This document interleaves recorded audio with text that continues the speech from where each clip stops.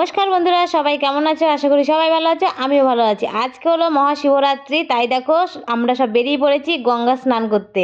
আমার বাবার সঙ্গে আমি আর তোমাদের দাদাভাই বেরিয়ে পড়েছি এখন গঙ্গা স্নান করতে। আর এদিকে সবাই দেখো গঙ্গা স্নান করতে যাচ্ছে। আজকে যেহেতু মহাশিবরাত্রি, সবাই শিবরাত্রি করছে, তাই দেখো রাস্তাঘাট কত ভিড়, গঙ্গার কাছে প্রচুর ভিড়। টোটোতে মানে অনেক লাইন পড়ে গেছে। এখন আমরা দেখো গঙ্গার কাছাকাছি চলে এসেছি। অনেকে স্নান করে চলে যাচ্ছে, আবার আমরা যাচ্ছি। এই দেখো কত গঙ্গার কাছে ভিড়। গঙ্গার কাছে চলে এসেছি প্রায়, দেখো এবার গঙ্গার কাছ দিয়ে যাচ্ছি। এই দেখো কত মানুষ স্নান করে যাচ্ছে, আবার কেউ স্নান করতে আসছে, মানে অনেক অনেক লোক। এখানে শিবরাত্রি সবাই করে, ছেলে মেয়ে কোনো কিছু না, এখানে শিবরাত্রি সবাই করে। সবাই হলো বাবার ভক্ত। দেখো সবাই স্নান করে বাড়ির দিকে যাচ্ছে, আমরা স্নান করতে ঢুকছি। আর এখন বেলা হয়ে গেছে, প্রায় 2টো বাজে। আমি এখন স্নান করতে চলে এসেছি। আর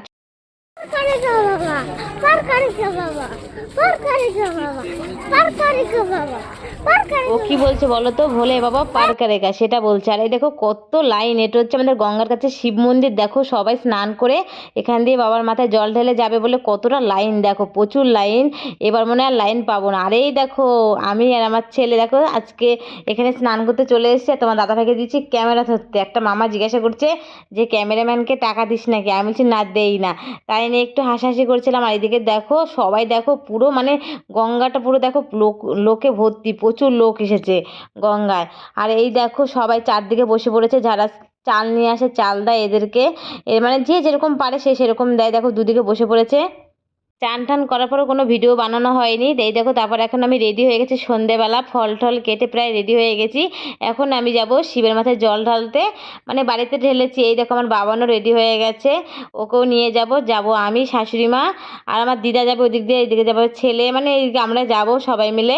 আর দেখো সব দিকে মানে ফল টল কেটে রেডি রেডি করে রেখেছি। যেখানে আমি যেতাম বিয়ের আগে সেখানেই যাব। এই দেখো সব ফল রেডি করে রেখেছি বানিয়ে। আর দিকে আছে দেখো দুধ, গঙ্গা জল সব আছে এখানে। চলো তোমাদের সঙ্গে সঙ্গে করে নিয়ে যাবো, আর দেখাবো আমি কোথায় জল ঢালতে যাই। আর তোমার দাদাভাইয়ের শরীরটা ভালো না, তো শুয়ে রয়েছে, তাই ওকে একাই রেখে যাব। চলো তোমরা আমার সঙ্গে দেখতে থাকো আর সঙ্গে থাকো, ঠিক আছে? ভিডিওটা কেমন লাগে অবশ্যই বলবে, আর কারা কারা শিবরাত্রি করছে অবশ্যই বলবে। চলো তোমাদেরকে নিয়ে যাই শিবের কাছে, চলো শিব ঠাকুরের কাছে নিয়ে যাই, চলো।